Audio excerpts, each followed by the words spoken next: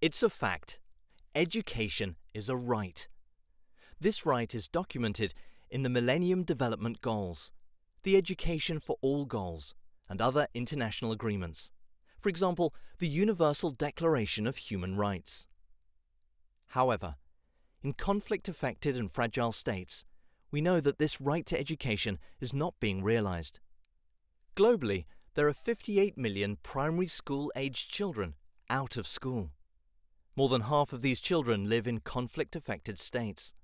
20 million adolescents who do not go to school live in areas marred by crisis.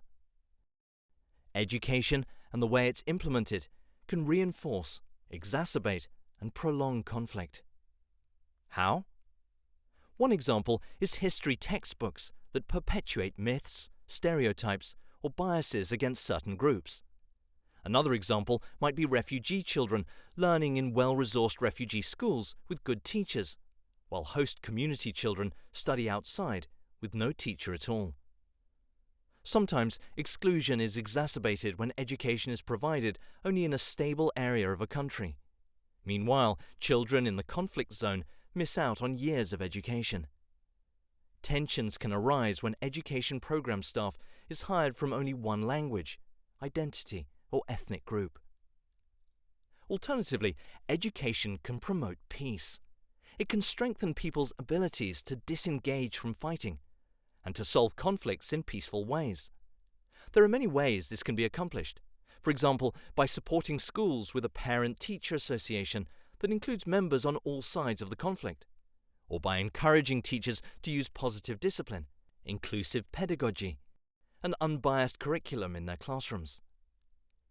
Education can be instrumental in developing skills for the next generation, like tolerance of differences among people and groups, and peaceful ways to solve problems.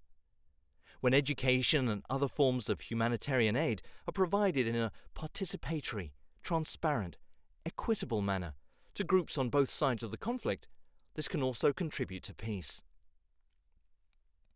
As education actors, we agree that education is a right for all children. We know the right is not being realized for many children living in conflict-affected contexts. We also recognize that education can be a force for conflict or for peace, depending on its context. What can we do? We can provide conflict-sensitive education, which means we can take the following 3 steps. 1. Understand the conflict context by collecting and analyzing information about the conflict actors, dynamics, profile, and causes. 2.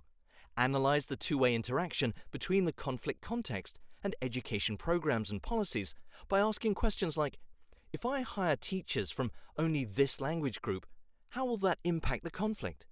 Or, if I hire this security firm associated with one faction of the conflict, how will that impact the community's perception of my agency's education work?